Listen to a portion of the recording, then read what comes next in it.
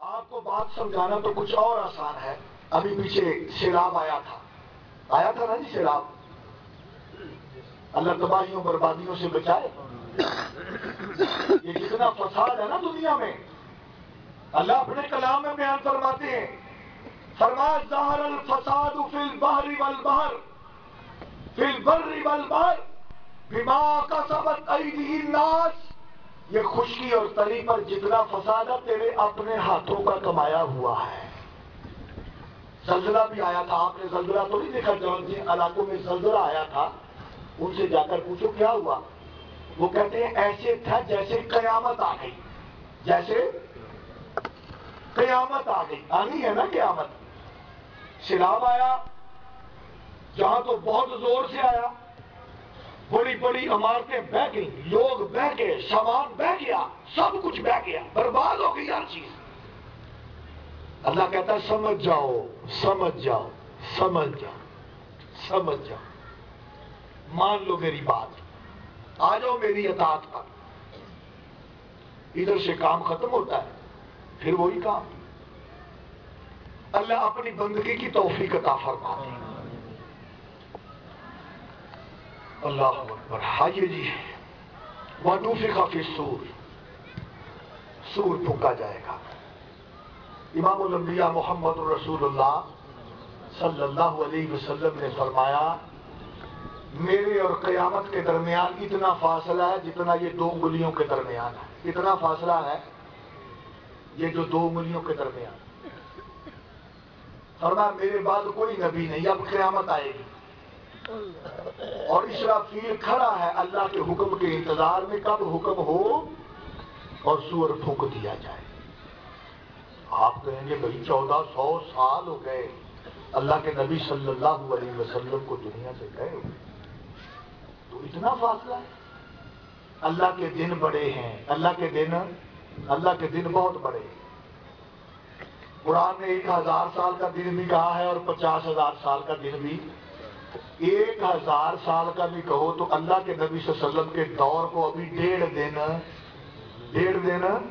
میری بات سمجھ آ رہی ہے کہ نہیں؟ اور میں یہ سمجھایا کرتا ہوں، شاید پہلے بھی بات ایک دن درس میں کی تھی، کہ 100 سال کی بندہ زندگی گزارنے کے بعد، اب تو 100 سال کا بندہ ملتا بڑا مشکل ہے. تو بابا جی سے پوچھو، بابا جی سناؤ تسی ایک صدی دنیا تے گزاری تے کیویں ننگی؟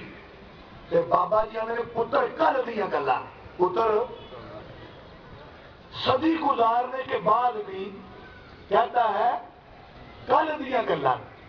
اس سے کیا پتا چلا کہ زندگی کا کوئی پتہ ہی نہیں چلتا، اتنی تیزی سے گزر رہی ہے اسی طرح پتہ ہی نہیں چلتا. اللہ کے نبی صلی اللہ علیہ وسلم نے فرمایا بالکل قیامت کی نشانیاں اللہ کے نبی صلی اللہ علیہ وسلم نے بیان فرما دی اور فرمایا میرے اور قیامت کے درمیان اتنا فاصلہ ہے جتنا یہ دو انگلیوں کے درمیان. وَنُفِخَ فِي الصُّورِ فَصَعِقَ مَنْ فِي السَّمَاوَاتِ وَمَنْ فِي الْأَرْضِ إِلَّا مَنْ شَاءَ اللَّهُ.